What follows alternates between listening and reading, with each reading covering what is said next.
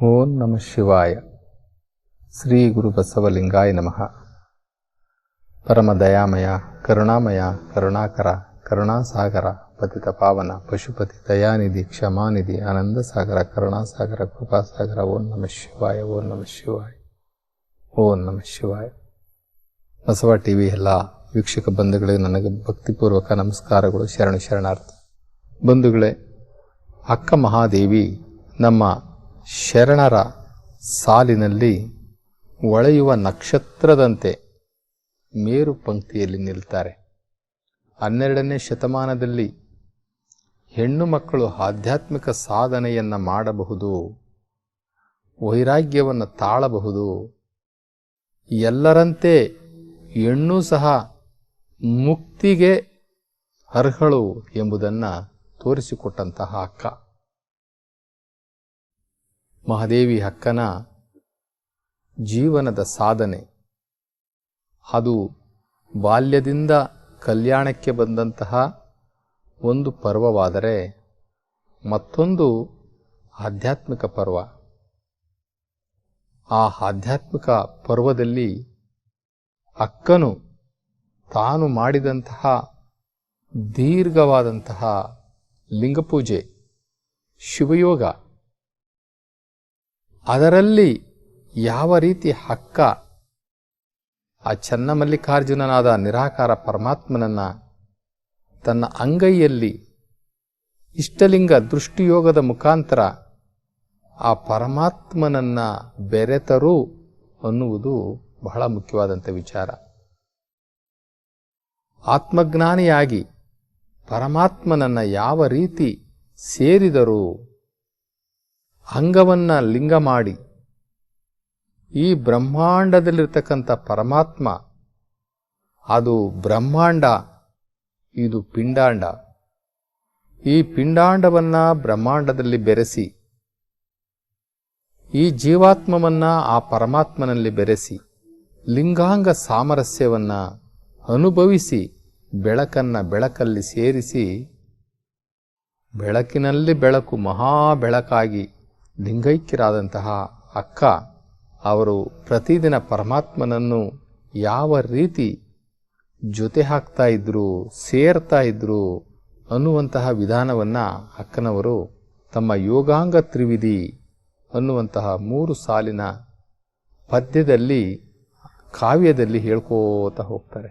ಅಕ್ಕನ ಯೋಗಾಂಗ ತ್ರಿವಿಧಿಯಲ್ಲಿ ಅಕ್ಕನ ಯೋಗ ಸಾಧನೆ ಯಾವ ರೀತಿ ಹಂತ ಹಂತವಾಗಿ ಹೋಗಿ ಮುಕ್ತಿ ಹೇಗೆ ಪಡ್ಕೊಂಡ್ರು, ದಿವ್ಯ ಜ್ಞಾನವನ್ನು ಹೇಗೆ ಪಡ್ಕೊಂಡ್ರು, ಜ್ಞಾನೋದಯವನ್ನು ಹೇಗೆ ಪಡ್ಕೊಂಡ್ರು ಅನ್ನುವಂಥದ್ದನ್ನು ಅಕ್ಕ ಬಹಳ ಸರಳವಾಗಿ ಎಲ್ಲ ಸಾಧಕರಿಗೆ, ಮುಮುಕ್ಷುಗಳಿಗೆ, ಜಿಜ್ಞಾಸುಗಳಿಗೆ ತಿಳಿಯುವಂತೆ ಬರೆದಿಟ್ಟಿದ್ದಾರೆ.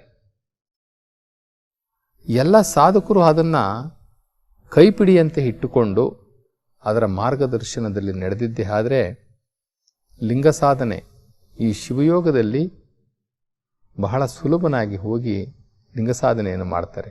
ಶರಣರು ನಮ್ಮ ಶರೀರದಲ್ಲಿ 9 ಚಕ್ರಗಳನ್ನು ಅವರು ಗುರುತಿಸ್ತಾರೆ. 9 ಚಕ್ರಗಳು: ಮೂಲಾಧಾರ, ಸ್ವಾಧಿಷ್ಠಾನ, ಮಣಿಪುರಗ, ಅನಾಹತ, ವಿಶುದ್ಧಿ, ಆಜ್ಞಾಚಕ್ರ, ಸಹಸ್ರದಳ, ಶಿಖಾಚಕ್ರ, ಪಶ್ಚಿಮ ಚಕ್ರ, ಅಣುಚಕ್ರ. ಹೀಗೆ 9 ಚಕ್ರಗಳನ್ನು ನಮ್ಮ ಶರಣರು ಗುರುತಿಸ್ತಾರೆ. ಸಾಮಾನ್ಯವಾಗಿ ಎಲ್ಲರೂ ಕೂಡ ಆಜ್ಞಾಚಕ್ರಕ್ಕೆ ನಿಲ್ಲುವಂಥದ್ದನ್ನು ನಾವು ನೋಡ್ತೀವಿ. ಆದರೆ ಶರಣರ ವಿಶೇಷ ಏನಂತಂದರೆ, ಸಹಸ್ರ ಕಮಲದಿಂದ ಮತ್ತೆ ಮುಂದೆ ಹೋಗಿ ಶಿಖಾಚಕ್ರ, ಪಶ್ಚಿಮ ಚಕ್ರ, ಮತ್ತೊಂದು 10ನೇ ಚಕ್ರ ಅಣುಚಕ್ರ. ಅಲ್ಲಿಯವರೆಗೆ ಯಾರು ಹೋಗಿ ತಲುಪುತ್ತಾರೆ, ತಮ್ಮ ಕುಂಡಲಿನಿ ಶಕ್ತಿಯನ್ನು ತೆಗೆದುಕೊಂಡು ಜಾಗೃತ ಮಾಡಿ ಅಲ್ಲಿವರೆಗೂ ಹೋಗ್ತಾರೆ, ಅಲ್ಲಿವರೆಗೆ ಮನಸ್ಸನ್ನು ನಿಗ್ರಹಿಸಿ, ಮನಸ್ಸಿನ ಮೇಲೆ ಹತೋಟಿಯನ್ನು ಇಟ್ಟುಕೊಂಡು ಯಾರು ಸಂಚರಿಸ್ತಾರೆ, ಒಳಮಾರ್ಗವಾಗಿ ಸಂಚರಿಸ್ತಾರೆ, ಆ ಸಾಧಕರು ನಿಜಕ್ಕೂ ಕೂಡ ಇನ್ನು ಅವರು ಪುನರ್ಜನ್ಮ ಇಲ್ಲ ಅವರಿಗೆ. ಅವರು ಮೂರನೇ ಕಣ್ಣಾಗಿರ್ತಕ್ಕಂಥ ಪಶ್ಚಿಮ ಚಕ್ರದಲ್ಲಿರ್ತಕ್ಕಂಥ ಜ್ಞಾನದ ಕಣ್ಣು, ಮೂರನೇ ಕಣ್ಣು ಅದನ್ನು ತೆರೆಸಿಕೊಂಡು ಅಮೃತವನ್ನು ಸ್ರವಿಸಿಕೊಳ್ಳುವಂಥದ್ದನ್ನು ಅಕ್ಕ ಯಾವ ರೀತಿ ಯೋಗಾಂಗ ತ್ರಿವಿಧಿಯಲ್ಲಿ ಹೇಳ್ತಾ ಹೋಗ್ತಾರೆ ಅಂತಕ್ಕಂಥದ್ದು ನಮಗೆಲ್ಲರಿಗೂ ಕೂಡ ಮಾರ್ಗದರ್ಶನ. ಸಾಮಾನ್ಯವಾಗಿ ನಮ್ಮ ಬಸವ ಧರ್ಮದಲ್ಲಿ, ಶರಣ ಧರ್ಮದಲ್ಲಿ ಈ ಲೋಕಾರೂಢಿ ಒಂದಷ್ಟು ವಚನಗಳನ್ನ ಇಟ್ಕೊಂಡು ನಾವು ಅದನ್ನೇ ಹೇಳಿಕೊಂಡು ಕಾಲ ಕಳೀತಾ ಇದ್ದೀವಿ. ಅಥವಾ ಆ ಶರಣರ ವಚನಗಳನ್ನು ಹೇಳಿಕೊಂಡು ಆ ಶರಣರ ಸುತ್ತನೇ ಸುತ್ತುತ್ತೀವಿ. ಯಾವ ವೇದಿಕೆಯಲ್ಲಾಗಲಿ, ಯಾವ ಮನೆ ಪೂಜೆಗಳಲ್ಲಾಗಲಿ, ಯಾವುದೇ ಆಗಲಿ ಶರಣರನ್ನು ಹೊಗಳೋದು ಬಿಟ್ಟರೆ ಶರಣರು ಮಾಡಿದಂತಹ ಯೋಗ ಸಾಧನೆಗಳ ಬಗ್ಗೆ ಮಾತೇ ಆಡೋದಿಲ್ಲ ನಾವು. ಆ ಯೋಗ ಸಾಧನೆಯ ವಚನಗಳ ಬಗ್ಗೆ ನಾವು ಮಾತೇ ಆಡೋದಿಲ್ಲ. ಯಾಕೆ ಅಂತಂದರೆ ನಮಗೆ ಬೇಕಾಗಿಲ್ಲ, ನಾವು ಅಲ್ಲಿವರೆಗೂ ಹೋಗಬೇಕಾಗಿಲ್ಲ. ನಮ್ಮ ಕಾರ್ಯಕ್ರಮಗಳು ಮಾಡೋದಕ್ಕೆ, ನಮ್ಮ ಟೈಮ್ ಪಾಸ್ ಮಾಡಲಿಕ್ಕೆ ಒಂದಷ್ಟು ಸರಳವಾದಂತಹ ನಮಗೆ ಸಮೀಪ ಆಗಿರ್ತಕ್ಕ, ನಮ್ಮ ಬದುಕಿಗೆ ಸಮೀಪ ಆಗಿರ್ತಕ್ಕಂಥದ್ದು ಒಂದಷ್ಟು ವಚನಗಳು ಇಟ್ಕೊಂಡ್ಬಿಟ್ಟಿದ್ವಿ. ನೋಡ್ರಿ, ಅಕ್ಕ ಒಬ್ಬ ಸಾಧಕ ಯಾವ ರೀತಿ ಜ್ಞಾನಾರ್ಜನೆಯನ್ನು ಮಾಡಿಕೊಳ್ಳಬೇಕು, ಜ್ಞಾನೋದಯನ್ನು ಪಡ್ಕೊಳ್ಬೇಕು, ಸಂಸಾರದಲ್ಲಿ ಇದ್ದುಕೊಂಡೇ ನಮ್ಮ ಪಾಲಿಗೆ ಬಂದಂತಹ ಎಲ್ಲ ಕರ್ತವ್ಯಗಳನ್ನು ಮಾಡಿಕೊಂಡು ಎಲ್ಲ ಲೌಕಿಕ ವ್ಯವಹಾರದಲ್ಲಿ ಇದ್ದುಕೊಂಡು ಹೇಗೆ ನಾವು ಯೋಗ ಸಾಧನೆಯ ಮುಖಾಂತರ ಪರಮಾತ್ಮನನ್ನು ನಾವು ಹೊಂದಬಹುದು, ಅವನನ್ನು ಪಡಿಬಹುದು, ಅವನನ್ನು ಅನುಭವಿಸಬಹುದು, ಪರಮಾತ್ಮನನ್ನು ಅನುಭವಿಸಬಹುದು ಅಂತಕ್ಕಂಥದ್ದನ್ನು ತಮ್ಮ ಯೋಗಾಂಗ ತ್ರಿವಿಧಿಯಲ್ಲಿ ಹೇಳ್ಕೊಂಡು ಹೋಗ್ತಾರೆ. ಸುಮಾರು ಅವರು ಬರೆದಿರ್ತಕ್ಕಂಥ ಯೋಗಾಂಗ ತ್ರಿವಿಧಿ 67 ವಚನಗಳು ಸಿಗ್ತವೆ. ಅವು ಯೋಗಾಂಗ ತ್ರಿವಿಧಿಯ 67 ವಚನಗಳು. ಆ ವಚನಗಳನ್ನು ನಾವು ಎಲ್ಲ ಹೇಳಲಿಕ್ಕೆ ಆಗೋದಿಲ್ಲ. ಕೆಲವು ಬಹಳ ಕಠಿಣವಾಗಿರ್ತವೆ, ಕ್ಲಿಷ್ಟಕರವಾಗಿದ್ದಾವೆ. ಅದನ್ನು ಹೇಳೋದಕ್ಕೆ ಬಹಳ ಸಾಧನೆ ಬೇಕು. ಆ ಸಾಧನೆಗೆ ಓದೋರಿಗೆ ಮಾತ್ರನೇ ಅದರ ಒಳಹೊಕ್ಕು, ಅದರ ತಿರುಳನ್ನು ಯಥಾವತ್ತಾಗಿ ಹೇಳಲಿಕ್ಕೆ ಸಾಧ್ಯ ಆಗೋದು. ಅಲ್ಲಿವರೆಗೆ ಹೋಗುವಂಥ ಪ್ರಯತ್ನ ನಾವ್ಯಾರೂ ಮಾಡೋಕ್ಕೆ ಹೋಗಲೇ ಇಲ್ಲ. ಹೀಗಾಗಿ ಎಲ್ಲ ಅವರ ಯೋಗಾಂಗ ತ್ರಿವಿಧಿಯ ವಚನಗಳನ್ನು ನಿರ್ವಚನ ಮಾಡೋದು ಅಷ್ಟು ಸುಲಭ ಅಲ್ಲ. ಯೋಗಿಗಳಲ್ಲದವರು, ತ್ಯಾಗಿಗಳಲ್ಲದವರು, ಜ್ಞಾನಿಗಳಲ್ಲದವರು, ವೈರಾಗ್ಯಗಳಲ್ಲದವರು ಮಾಡಲಿಕ್ಕಾಗೋದಿಲ್ಲ. ಇನ್ನು ಕೆಲವು ವಚನಗಳನ್ನು ತೆಗೆದುಕೊಂಡು ಶಿವಯೋಗ, ಈ ಲಿಂಗಾಂಗ ಯೋಗ, ತ್ರಾಟಕ ಯೋಗದ ಮಹತ್ವವನ್ನು ನಾವು ತಿಳಿದುಕೊಳ್ಳುವಂಥ ಕೆಲಸವನ್ನು ನಾವು ಮಾಡೋಣ. ಅಕ್ಕ ಮಹಾದೇವಿ ವೈರಾಗ್ಯ ನಿಧಿ. ಆ ವೈರಾಗ್ಯ ನಿಧಿಯಲ್ಲಿ ನಾವು ಒಂದು ಸಾಸಿವೆ ಕಾಳಷ್ಟಾದ್ರೂ ತೆಗೆದುಕೊಂಡು ನಾವು ಅನುಭವಿಸೋಣ ಅಂತ ಹೇಳ್ತಾ ಅಕ್ಕ ಹೇಳ್ತಾರೆ, ಇಪ್ಪದಲು ಶರೀರ. ಅಕ್ಕನವರು ಯಾವಾಗಲೂ ಕೂಡ ಅವರು ಪ್ರಾರಂಭ ಮಾಡೋದು ಶರೀರದಿಂದಲೇ ಪ್ರಾರಂಭ ಮಾಡ್ತಾರೆ. ಮೊದಲು ಶರೀರವನ್ನು ಚೆನ್ನಾಗಿಟ್ಕೊಳ್ಳಿ, ಹೆಚ್ಚು ಆಹಾರ ಸೇವನೆ ಮಾಡಬೇಡ್ರಿ. ಹೆಚ್ಚು ಆಹಾರ ಸೇವನೆ ಮಾಡೋದ್ರಿಂದ ಕಾಮವಿಕಾರಗಳು ಮೂಡ್ತವೆ. ಇದನ್ನು ಪರಿಶುದ್ಧವಾಗಿ ಇಟ್ಕೊಳ್ಳಿ. ಹೆಚ್ಚು ಪೋಷಣೆ ಮಾಡಬೇಡ್ರಿ. ಪೋಷಣೆ ಹೆಚ್ಚು ಮಾಡಿದಷ್ಟು ನಾವು ಮೃತ್ಯು ಕಡೆ ಹೋಗ್ತೀವಿ. ಯೋಗ ಸಾಧನೆಗೆ ಈ ಸಾಧನವಾಗಿರ್ತಕ್ಕಂಥ ಈ ಶರೀರವನ್ನು ಹೆಚ್ಚು ಪೋಷಣೆ ಮಾಡಬೇಡಿ ಅಂತ ಹೇಳ್ತಾರೆ. ಅಂತಹ ಪರಿಶುದ್ಧವಾದಂತಹ ಈ ಶರೀರವನ್ನು ಅಕ್ಕ ಏನು ಹೇಳ್ತಾರೆ ಅಂತಂದರೆ, 9 ವ್ಯಜ್ಜದ ತುಂಬಿದ ಕಾಡನೊಳಗೆ ಸಂಭ್ರಮದ ಮುತ್ತು ಹಿರುತಿಹುದು, ಅದರನುವ ನಂಬಿ ಕಂಡವನೇ ಕಡುಜಾಣ. ಇಲ್ಲಿ 9 ವ್ಯಜ್ಜವ ತುಂಬಿದ ಕೊಡದೊಳಗೆ ಸಂಭ್ರಮದ ಮುತ್ತು ಇರುತಿಹುದು, ಅದರನುವ ನಂಬಿ ಕಂಡವನೇ ಕಡುಜಾಣ. ಇದರ ಅರ್ಥ ಏನಪ್ಪ ಅಂತಂದರೆ, 9 ವ್ಯಜ್ಜವ ತುಂಬಿದ 9 ರಂಧ್ರಗಳಿರ್ತಕ್ಕಂಥ ಈ ಶರೀರ, ಇದು ಪಂಚಭೂತಗಳಿಂದ ಮಾಡಿರ್ತಕ್ಕಂಥದ್ದು, ಪಂಚ ಇಂದ್ರಿಯಗಳಿಂದ ಕೂಡಿರ್ತಕ್ಕಂಥದ್ದು. ಪಂಚವಾಸನೆಗಳಿಂದ ವಿಷಯಾದಿಗಳಿಂದ ಕೂಡಿರ್ತಕ್ಕಂಥದ್ದು. ಈ ಒಂದು ಶರೀರ ಇದರೊಳಗಡೆ ಸಂಭ್ರಮದ ಮುತ್ತು ಇರುತ್ತಿಹುದು. ಇಂತಹ ಶರೀರದ ಒಳಗಡೆ ಸಂಭ್ರಮದ ಮುತ್ತು ಇರುತ್ತಿಹುದು. ಅದನ್ನು ಮೊದಲು ನೋಡಿಕೊಳ್ಳಿ. ಸಂಭ್ರಮದ ಮುತ್ತು ಅಂತಂದರೆ ಆತ್ಮನು ವಾಸನವಾಗಿದ್ದಾನೆ. ಇಂತಹ ಪಂಚಭೂತಗಳಿಂದ ಆಗಿರ್ತಕ್ಕಂಥ ಅರಿಷಡ್ ವರ್ಗಾದಿಗಳಿಂದ ನಿರ್ಮಿಸಿರ್ತಕ್ಕಂಥ ಕಾಮಾದಿ ಬಯಕೆಗಳಿಂದ ಕೂಡಿರ್ತಕ್ಕಂಥ ಈ ಶರೀರದಲ್ಲಿ ಒಂದು ಮುತ್ತು ಅಂತಕ್ಕಂಥ ಆ ಪರಮಾತ್ಮನ ಅಂಶವಾಗಿರ್ತಕ್ಕಂಥ ಆತ್ಮನಿದ್ದಾನೆ. ಆ ಮುತ್ತನ್ನು ಇರುವುದನ್ನು ನೀವು ಮೊದಲು ಕಂಡುಕೊಳ್ಳಿ ಅಂತ ಹೇಳ್ತಾರೆ. ಆ ಮುತ್ತು ಆತ್ಮ ಯಾವ ರೀತಿ ಕೆಲಸ ಮಾಡ್ತಾ ಐತೆ ಅಂತಂದರೆ, ತಮಗೆ ಗೊತ್ತಿದೆ, ಆತ್ಮದ ಜೊತೆ ಆತ್ಮ ಒಂದೇ ಇರುವುದಿಲ್ಲ. ಬುದ್ಧಿ, ಮನಸ್ಸು, ಶರೀರ ಎಲ್ಲವೂ ಕೂಡ ಸೇರಿಕೊಂಡ್ರೆ ಅದು ಕೆಲಸ ಮಾಡೋದು, ಆತ್ಮ ಕೆಲಸ ಮಾಡೋದು. ಆತ್ಮ ತನ್ನ ಬಯಕೆಗಳನ್ನು ಎಲ್ಲವನ್ನು ಕೂಡ ಈ ಶರೀರವನ್ನು ಉಪಯೋಗಿಸಿಕೊಂಡು, ಈ ಹರಿಷಡ್ ವರ್ಗಗಳನ್ನು ಉಪಯೋಗಿಸಿಕೊಂಡು, ಈ ಇಂದ್ರಿಯಗಳನ್ನು ಉಪಯೋಗಿಸಿಕೊಂಡು ಅದು ತನ್ನ ಕೆಲಸವನ್ನು ತಾನು ಮಾಡಿಕೊಳ್ಳುತ್ತೆ. ಅಂತಹ ಆತ್ಮ ಈ ಶರೀರದಲ್ಲಿ ಏನು ಮಾಡ್ತಾ ಐತೆ ಅಂತಂದರೆ, ಅಷ್ಟದಲ ಕಮಲದ ಬಟ್ಟ ಬಯರೊಳಗೊಂದು ಮುಟ್ಟಬಾರದ ಘನವಿಹುದು. ಅದರೊಳಗೆ ದೃಷ್ಟಿ ಇಟ್ಟವನೇ ನಿಜಮುಕ್ತ. ಈ ಶರೀರದೊಳಗಡೆ ಈ ಅಷ್ಟದಳ ಕಮಲ ಅಂತಕ್ಕಂಥ ಬಟ್ಟ ಬಯಲೊಳಗೆ ಮುಟ್ಟಲಾರದ ಘನವಿಹುದು. ಅದರೊಳಗೆ ದೃಷ್ಟಿ ಇಟ್ಟವನೇ ನಿಜಮುಕ್ತ. ಇದು ಆಜ್ಞಾಚಕ್ರ. ಈ ಆಜ್ಞಾಚಕ್ರದ ಹಿಂದೆಗಡೆ ಪಶ್ಚಿಮ ಚಕ್ರ ಇದೆ. ಆ ಪಶ್ಚಿಮ ಚಕ್ರ ಅದನ್ನು ಅಷ್ಟದಳ ಕಮಲ ಅಂತ ಹೇಳಿಬಿಟ್ಟು ಕರೀತಾರೆ. ಆ ಅಷ್ಟದಳ ಕಮಲದ ಮಧ್ಯದಲ್ಲಿ ಆತ್ಮ ಕುಳಿತಿದೆ. ಆ ಆತ್ಮಕ್ಕೆ ಮನಸ್ಸು ಆವರಿಸ್ಕೊಂಡಿದೆ. ಆ ಮನಸ್ಸು ಯಾವ ರೀತಿ ಆತ್ಮವನ್ನು 8 ದಿಕ್ಕುಗಳಿಗೂ ತಿರುಗಿಸ್ತಾ ಇರ್ತದೆ ಅಂತಂದರೆ, ಯಾವ್ಯಾವ ಕಡೆ ಆತ್ಮದ ಮುಖ ತಿರುಗುತ್ತೋ ಆ ರೀತಿ ಆತ್ಮದ ಸ್ವಭಾವಗಳು ಬದಲಾವಣೆ ಆಗ್ತಾ ಇರ್ತವೆ.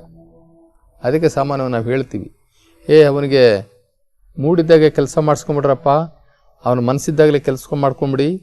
ಒಂದು ಸಮಯದಲ್ಲಿದ್ದಂತಹ ಮನಸ್ಸು ಇನ್ನೊಂದು ಸಮಯದಲ್ಲಿ ಅವನಿಗಿರುವುದಿಲ್ಲ. ಒಂದು ಸಮಯದಲ್ಲಿದ್ದಂತಹ ಮೂಡ್ ಇನ್ನೊಂದು ಸಮಯದಲ್ಲಿ ಇರುವುದಿಲ್ಲ. ಹೀಗಾಗಿ ಅವನ ಹತ್ರ ಬೇಗ ಕೆಲಸ ಮಾಡಿಸ್ಕೊಂಬಿಡಿ ಅಂತಾರೆ. ಏನೆಯ ಮನುಷ್ಯ ಕ್ಷಣ ಕ್ಷಣಕ್ಕೂ ಚೇಂಜ್ ಆಗ್ತಾನೆ ಅಂತಾರೆ. ಕಾರಣ, ಈ ಅಷ್ಟದಳ ಕಮಲದಲ್ಲಿ ಮನಸ್ಸಿನಿಂದ ಆವರಿಸಿರ್ತಕ್ಕಂಥ ಆತ್ಮನು ಕುಳಿತುಕೊಂಡು 8 ದಿಕ್ಕುಗಳಿಗೂ ಕೂಡ ತಿರುಗ್ತಾನೇ ಇರ್ತಾನೆ. ಒಂದು ಕಡೆ ಇರೋದೇ ಇಲ್ಲ, ಅಲ್ಲೇ ತಿರುಗ್ತಾನೇ ಇರ್ತಾನೆ ಆತ್ಮನು. ಒಂದೊಂದು ದಿಕ್ಕಿಗೆ ಮುಖ ಮಾಡಿದಾಗ, ಅಂದರೆ 8 ದಿಕ್ಕುಗಳಿಗೆ ಮುಖ ಮಾಡಿದಾಗ ಒಂದೊಂದು ಸ್ವಭಾವವನ್ನು ಪ್ರಕಟಣೆ ಮಾಡ್ತಾನೆ. ಅಂಥ ಆತ್ಮ ಇದ್ದಾನಲ್ಲ, ಅದಕ್ಕೆ ನಾವೇನು ಮಾಡಬೇಕು ಅಂದ್ರೆ ಅದರಲ್ಲಿ ದೃಷ್ಟಿ ಇಡಬೇಕು. ದೃಷ್ಟಿ ಇಟ್ಟವನೇ ನಿಜ ಮುಕ್ತ. ನಾವು ಲಿಂಗ ಹಿಡ್ಕೊಂಡು ಕೂತ್ಕೊಳ್ತೀವಿ. ಲಿಂಗದಲ್ಲಿ ಒಂದು ಬೆಳಕು ಕಾಣಿಸ್ತಾ ಇರ್ತದೆ. ಆ ಬೆಳಕು ಕಿಟಕಿಯ ರೂಪದಲ್ಲಿ 2 ಕಣ್ಣುಗಳ ಮುಖಾಂತರ, 2 ಕಣ್ಣು ಗುಡ್ಡೆಯ ಮುಖಾಂತರ ಅದು ಆಜ್ಞಾಚಕ್ರಕ್ಕೆ ಹೋಗುತ್ತೆ. ಆ ಬೆಳಕಿನ ಕಿರಣಗಳು ಆಜ್ಞಾಚಕ್ರದ ಹಿಂದೆ ಪಶ್ಚಿಮ ಚಕ್ರವಿದೆ. ಆ ಪಶ್ಚಿಮ ಚಕ್ರಕ್ಕೆ ತಾಕುತ್ತೆ. ಆ ತಾಕಿದಾಗ ಆತ್ಮ ಮತ್ತು ಮನಸ್ಸು ಅವೆರಡೂ ಕೂಡ ಸ್ತಬ್ಧವಾಗ್ತವೆ. ಎಷ್ಟೊತ್ತು ನಾವು ದೃಷ್ಟಿ ಇಟ್ಟು ಆ ಮನಸ್ಸನ್ನು ಆ ಚಲಿಸುವಂತೆ ಮಾಡ್ತಾ ಇರ್ತಕ್ಕಂಥ ಆತ್ಮನನ್ನು ಚಲಿಸುವಂತೆ ಮಾಡ್ತಾ ಇರ್ತಕ್ಕಂಥ ಆತ್ಮನನ್ನು ನಾವು ನಿಗ್ರಹಿಸ್ತೀವೋ, ಅದರ ಮೇಲೆ ನಾವು ಎಷ್ಟೊತ್ತು ಫೋಕಸ್ ಮಾಡ್ತೀವೋ ಅಷ್ಟೊತ್ತು ಆ ಮನಸ್ಸು ನಿಲ್ಲೋದಕ್ಕೆ ಪ್ರಯತ್ನ ಪಡುತ್ತೆ. ಆತ್ಮನನ್ನು ಸುತ್ತಿಸೋದಿಲ್ಲ. 8 ದಿಕ್ಕುಗಳಿಗೂ ಸುತ್ತಿಸ್ತಾ ಇರ್ತದಲ್ಲ, ಸುತ್ತಿಸೋದಿಲ್ಲ. ಸ್ವಲ್ಪ ನಾವೆಷ್ಟು ಗಮನ ಕೊಡ್ತೀವೋ ಅದ್ರ ಕಡೆ ಅಷ್ಟೊತ್ತು ಅದು ಆ ಸುತ್ತುವಿಕೆಯನ್ನು ಕಡಿಮೆ ಮಾಡ್ತದೆ. ಅದಕ್ಕೆ ಮನಸ್ಸನ್ನು ನಿಲ್ಲಿಸ್ರಿ ಅಂತಾರೆ. ಮನಸ್ಸಿಟ್ಟು ಕೆಲಸ ಮಾಡಿರಿ ಅಂತಾರೆ. ಮನಸ್ಸಿಟ್ಟು ನೀನು ಯೋಗ ಮಾಡು, ಮನಸ್ಸಿಟ್ಟು ಯೋಗ ಮಾಡು ಅಂತಂತಂದರೆ ದೃಷ್ಟಿಯೋಗ ಬಹಳ ಸುಲಭ. ಆ ಮನಸ್ಸನ್ನು ನಿಲ್ಲಿಸೋದಿಕ್ಕೆ ದೃಷ್ಟಿಯೋಗ, ಈ ಶಿವಯೋಗ ಬಹಳ ಸುಲಭ. ಯಾವಾಗ ನಮ್ಮ ಒಳಗಡೆ ಇರ್ತಕ್ಕಂಥ ಪಶ್ಚಿಮ ಚಕ್ರದಲ್ಲಿರ್ತಕ್ಕಂಥ ಜೀವಾತ್ಮ ಅಂದರೆ ಆತ್ಮ ಕಣ್ಣುಗಳ ಮುಖಾಂತರ ಲಿಂಗದಲ್ಲಿರ್ತಕ್ಕಂಥ ಬೆಳಕನ್ನು ನೋಡ್ತಾ ಇರ್ತದೆ. ಇನ್ನು ಲಿಂಗದಲ್ಲಿರ್ತಕ್ಕಂಥ ಬೆಳಕಿನ ಕಿರಣಗಳು ಎರಡು ಕಣ್ಣಿನ ಹಾಲಿಗಳ ಮುಖಾಂತರ ಆ ಒಂದು ಪಶ್ಚಿಮ ಚಕ್ರದ ಪಾಯಿಂಟು ಆತ್ಮನಿರ್ತಕ್ಕಂಥ ಆ ಪಾಯಿಂಟನ್ನು ಪ್ರವೇಶ ಮಾಡಿ ಮನಸ್ಸಿನ ಮೇಲೆ ತನ್ನ ಪ್ರಭಾವವನ್ನು ಬೀರಿ ಮನಸ್ಸನ್ನು ನಿಲ್ಲುವಂತೆ ಮಾಡ್ತಾ ಇರ್ತದೆ. ಯಾವಾಗ ಮನಸ್ಸು ನಿಂತು ಒಂದು ಸ್ತಬ್ಧ ಸ್ಥಿತಿಗೆ ಬರುತ್ತೆ, ಆವಾಗ ಮನಸ್ಸಿನ ಏರಿಳಿತಗಳು ಕಡಿಮೆ ಆಗುತ್ತೆ, ಆತ್ಮ ಶಾಂತ ಸ್ಥಿತಿಗೆ ಬರುತ್ತೆ. ಅದನ್ನು ಅಕ್ಕ ಇಲ್ಲಿ ಹೇಳ್ತಾ ಇದ್ದಾರೆ, ಅಷ್ಟದಳ ಕಮಲದ ಬಟ್ಟ ಬಯಲೊಳಗೊಂದು ಮುಟ್ಟಬಾರದ ಘನವಿಹುದು, ಅದರೊಳಗೆ ದೃಷ್ಟಿ ಇಟ್ಟವನೇ ನಿಜಮುಕ್ತ. ನಮಗೆ ಮುಕ್ತಿ ಸಿಗಬೇಕಾದ್ರೆ ಮೊದಲು ಮನಸ್ಸನ್ನು ನಿಲ್ಲಿಸಬೇಕು. ಯಾಕೆ ಅಂತಂದರೆ ಮನಸ್ಸು ಆತ್ಮನನ್ನು ಚಲಿಸೋ ಥರ ಮಾಡ್ತಾ ಐತೆ, ಚಂಚಲ ಮಾಡ್ತಾ ಐತೆ. ಆತ್ಮನನ್ನು ಚಂಚಲ ಮಾಡ್ತಾ ಇರ್ತಕ್ಕಂಥದ್ದು ಈ ಮನಸ್ಸು. ಈ ಮನಸ್ಸನ್ನು ಗೆದ್ದವನು ಮಹಾತ್ಮನಾಗ್ತಾನೆ. ಒಂದು ಕೋಟೆಯನ್ನು ಗೆಲ್ಲಬಹುದು, 10 ಜನ ರಾಜರನ್ನು ಗೆಲ್ಲಬಹುದು. ಆದರೆ ಒಂದು ಮನಸ್ಸನ್ನು ಗೆಲ್ಲೋದು ಅಷ್ಟು ಸುಲಭವಾದಂತಹ ಮಾತಲ್ಲ. ಈ ಮನಸ್ಸನ್ನು ಗೆಲ್ಲಲಿಕ್ಕೋಸ್ಕರ ಎಂತೆಂಥೋ ಮಹಾತ್ಮರು ಮನೆ ಮಠಗಳನ್ನು ಬಿಟ್ಟು ಕಾಡು ಮೇಡನ್ನು ಹತ್ತಿ ಕಠಿಣವಾದಂತಹ ವ್ರತಗಳನ್ನೆಲ್ಲ ಮಾಡಿದ್ದಾರೆ. ಆದರೆ ಇಲ್ಲಿ ನಮಗೆ ಬಹಳ ಸುಲಭ. ಬಸವಾದಿ ಶರಣರು ಆ ಮನಸ್ಸನ್ನು ಹಿಡಿದಿಕ್ಲಿಕ್ಕೆ ನಮ್ಮ ಆತ್ಮವನ್ನು ಕೆಡಿಸ್ತಾ ಇರ್ತಕ್ಕಂಥ, ಅಂದರೆ ಆತ್ಮ ಅಂದರೆ ನಾವೇ, ನಮ್ಮನ್ನು ಕೆಡಿಸ್ತಾ ಇರ್ತಕ್ಕಂಥ ಆ ಮನಸ್ಸನ್ನು, ಆ ಕೋತಿಯನ್ನು ನಾವು ಹಿಡಿದಿಡುವಂಥ ಕೆಲಸ ಮರ್ಕಟ ಅಂತ ಕರೀತಾರೆ. ಆ ಮರ್ಕಟವನ್ನು ನಾವು ಹಿಡಿದಿಕ್ಕುವಂಥ ಕೆಲಸ ಈ ದೃಷ್ಟಿಯೋಗದಲ್ಲಿ ಬಹಳ ಸುಲಭ. ಅಕ್ಕ ಮುಂದುವರೆದು ಹೇಳ್ತಾರೆ, ಕೋಡಗದೊಡಗೂಡಿ ಆಡುವ ನರಿ ನಾಯಿ, ಆ ನರಿ ನಾಯಿಗೀಡಾದ ಮನೆಯ ಮುರಿದಿಹೆನು, ಮತ್ತೊಂದು ಗೂಡಿನೊಳು ನಾನು ಮೆರೆದಿಹೆನು. ಕೋಡಗದೊಡಗೂಡಿ ಆಡುವ ನರಿ ನಾಯಿಗೀಡಾದ ಮನೆಯ ಮುರಿದಿಹೆನು, ಮತ್ತೊಂದು ಗೂಡಿನೊಳು ನಾನು ಮೆರೆದಿಹೆನು. ಈ ಕೋಡುಗ ಅಂತಂತಂದರೆ ಕೋತಿ. ಆ ಕೋತಿಯ ಜೊತೆಯಲ್ಲಿ ಈ ಇಂದ್ರಿಯಗಳೆಲ್ಲ ಸೇರ್ಕೊಂಡ್ಬಿಟ್ಟಿದ್ದು. ಅವು ಯಾವುಗಳು ಅಂದರೆ ನಾಯಿ ನರಿಗಳ ಥರ, ಆ ನರಿ ನಾಯಿಗಳ ಥರ ಸೇರಿಕೊಂಡು ಆ ಮನಸ್ಸಿನ ಜೊತೆ ಇವು ಸೇರಿಕೊಂಡು ಈ ಮನೆಯನ್ನು ಹಾಳೇ ಮಾಡಿಬಿಟ್ಟಿದ್ದು. ಈ ಶರೀರ ಅಂತಕ್ಕಂಥ ಈ ಮನೆಯನ್ನು ಹಾಳು ಮಾಡಿಬಿಟ್ಟಿದ್ದು. ನಾನು ಅವನ್ನೆಲ್ಲ ಮೆಟ್ಟಿ ನಿಂತು ಅವನ್ನೆಲ್ಲ ನಾಶ ಮಾಡಿ ಸ್ವಚ್ಛವಾದಂತಹ ಮತ್ತೊಂದು ಮನೆಯನ್ನು ನಾನು ಮಾಡಿಕೊಂಡಿದ್ದೀನಿ ಎಂಬುದಾಗಿ ಹೇಳ್ತಾರೆ. ನಂತರ ಆಧ್ಯಾತ್ಮಿಕ ಸಾಧನೆಯಲ್ಲಿ ಮೇಲೆ ಹೋಗ್ತಾ ಹೋಗ್ತಾ ಹೋಗ್ತಾ ಹೋಗ್ತಾ ಇಲ್ಲೇನು ಮಾಡಿದ್ರು, ಮೊದಲು ದೇಹವನ್ನು ಶುದ್ಧಿ ಮಾಡಿಕೊಂಡ್ರು. ನಂತರ ಮನಸ್ಸನ್ನು ನಿಗ್ರಹಿಸೋದಕ್ಕೆ ಮನಸ್ಸಿನ ಜೊತೆಯಲ್ಲಿದ್ದಂತಹ ಸಂಗಾತಿಗಳು, ಆ ನಾಯಿ ನರಿಗಳಿರ್ತಕ್ಕಂಥ ಅರಿಷಡ್ವರ್ಗಗಳನ್ನು, ಆ ಇಂದ್ರಿಯ ಭೋಗಗಳನ್ನೆಲ್ಲ ತಡೆದ್ರು. ಆ ಚೇಷ್ಟೆಗಳು, ಇಂದ್ರಿಯ ಚೇಷ್ಟೆಗಳನ್ನೆಲ್ಲ ಧ್ವಂಸ ಮಾಡಿದ್ರು. ಮೇಲೆ ಹೋದರು. ಎಲ್ಲಿಗೆ ಹೋದರು ಅಂತಂದರೆ ಪಶ್ಚಿಮ ಚಕ್ರಕ್ಕೆ ಹೋದರು. ಮೊದಲು ಎಲ್ಲಿಂದ ಸ್ಟಾರ್ಟ್ ಮಾಡಿದ್ರು? ಮೂಲಾಧಾರ, ಸ್ವಾಧಿಷ್ಠಾನ, ಮಣಿಪುರಗ, ಅನಾಹುತ, ವಿಶುದ್ಧಿ, ಆಜ್ಞಾ, ಸಹಸ್ರ ಚಕ್ರ, ಶಿಖಾಚಕ್ರ, ಪಶ್ಚಿಮ ಚಕ್ರ ಕೊಟ್ಟೋಗ್ಬಿಟ್ರು ಅಕ್ಕ. ಆ ಪಶ್ಚಿಮ ಚಕ್ರದಲ್ಲಿ ಕೋಟಿ ರವಿ ಶಶಿಗಳಿಗೆ ಮೀರಿದ ಪ್ರಭೆ ಬಂದು ನಾಟಿತ್ತು ಎನ್ನ ಕರದೊಳಗೆ, ಅದ ಕಂಡು ದಾಟಿದನು ಭವದ ಕುಣಿಗಳನ್ನು. ಕೋಟಿ ರವಿ ಶಶಿಗಳಿಗೆ ಮೀರಿದ ಪ್ರಭೆ ಅಂದರೆ ಪರಮಾತ್ಮ. ಅವನು ಈ ಬ್ರಹ್ಮಾಂಡದಲ್ಲಿ ಹೇಗಿದ್ದಾನೆ ಅಂತಂತಂದರೆ ಬೆಳಕಿನ ರೂಪದಲ್ಲಿದ್ದಾನೆ. ಅವನು 1 ಕೋಟಿ ಸೂರ್ಯರನ್ನು ಹಾಕಿದ್ರೆ ಎಷ್ಟು ಪ್ರಕಾಶಮಾನವಾದಂತಹ ಬೆಳಕು ಇರ್ತದೋ ಅಷ್ಟು ಬೆಳಕಿಗೆ ಸರಿಸಮಾನವಾಗಿರ್ತಕ್ಕಂಥ ಪರಮಾತ್ಮ ಅವನು ಬಂದು ಎನ್ನ ಕರಸ್ಥಳಗಡೆನೆ ಕಾಣಿಸ್ಕೊಳ್ತಾ ಇದ್ದಾನೆ. ಎನ್ನ ಕರಸ್ಥಳದ ಲಿಂಗದಲ್ಲಿ ನನಗೆ ಕಾಣಿಸ್ಕೊಳ್ತಾ ಇದ್ದಾನೆ. ಅದನ್ನು ನೋಡಿದ ತಕ್ಷಣ ನಾನು ಈ ಭವವನ್ನು ದಾಟಿದನು. ಈ ಭವಬಂಧನವನ್ನು ದಾಟಿ ಆ ಪರಮಾತ್ಮ ಕೋಟಿ ರವಿ ಶಶಿಗಳಿಗೆ ಮೀರಿದಂತಹ ಪ್ರಭೆ ಎಲ್ಲಿ ನಾಟಿತ್ತು ಎನ್ನ ಕರಸ್ಥೊಳಗೆ ಅದನ್ನು ಕಂಡು ನಾನು ದಾಟಿದನು ಭವದ ಕುಣಿಗಳನ್ನು.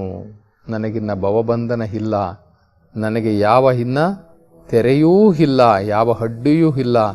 ನಾನು ಪರಮಾತ್ಮನ ಹತ್ರ ಹೋಗೋದಕ್ಕೆ ನಮಗಿನ್ಯಾವ ಅಡ್ಡಿಯೂ ಇಲ್ಲ. ಪರಮಾತ್ಮ ನನಗೆ ದರ್ಶನ ಕೊಟ್ಟೇ ಬಿಟ್ಟ. ಇಲ್ಲೇ ನಾವು ಆ ಪರಮಾತ್ಮನನ್ನು ನೋಡಿಯೇ ಬಿಟ್ಟು.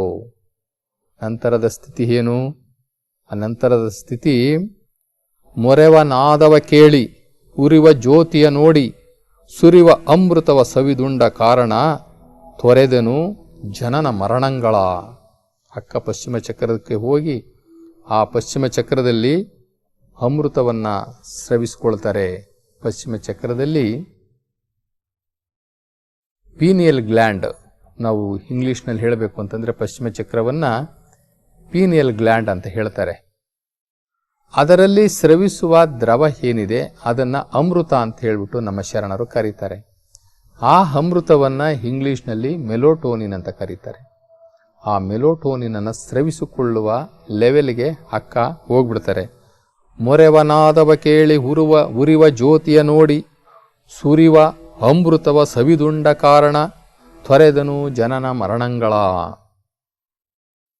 ಯಾರು ಆ ಅಮೃತವನ್ನು ಸ್ರವಿಸಿಕೊಳ್ತಾರೆ, ಆ ಪಶ್ಚಿಮ ಚಕ್ರದಲ್ಲಿ ಆ ಮೂರನೇ ಕಣ್ಣನ್ನು ಯಾರು ಜಾಗೃತ ಮಾಡಿಕೊಳ್ತಾರೆ ಅವರಿಗೆ ಜ್ಞಾನೋದಯ ಆಗುತ್ತೆ. ಆ ಜ್ಞಾನೋದಯ ಆದಂಥವರು ಈ ಪ್ರಕೃತಿಯ ನಿಯಮಗಳಿಗೆ ಒಳಪಡದೆ ಅವರು ಮೀರಿದಂಥವರಾಗ್ತಾರೆ.